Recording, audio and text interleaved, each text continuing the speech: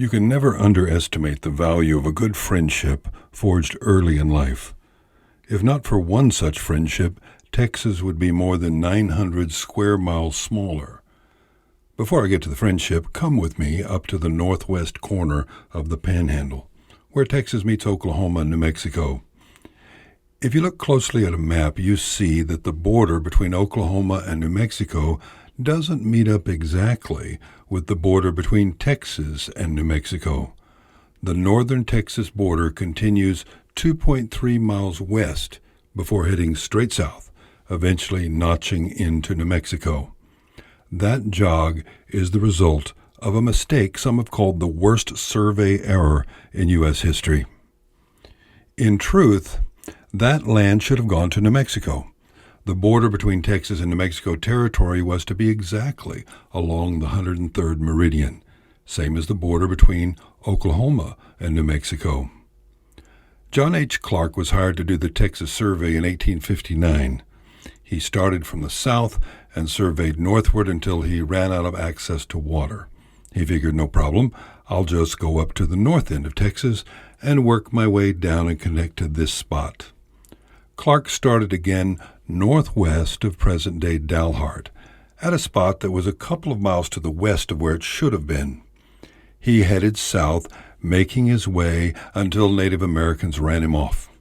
He was just 70 miles from connecting the line to where he left off in the south, so he connected the dots on the map and turned in his work sadly. He never would have connected with his earlier starting point. He would have missed it by more than a mile to the east. His northern starting point was 2.3 miles west of where it should have been, and his southern corner was nearly 3.8 miles west of the correct point.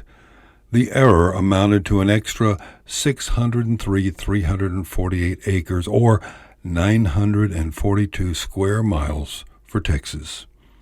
By the time New Mexico was set to achieve statehood, state leaders knew about the error and slipped a clause into the statehood legislation that said that the eastern boundary would be the true 103rd meridian. Thus, New Mexico would get its land back.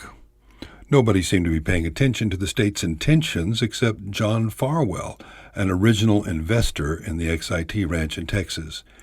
He realized that the XIT would lose perhaps hundreds of thousands of acres and mineral rights if the New Mexico plan went through.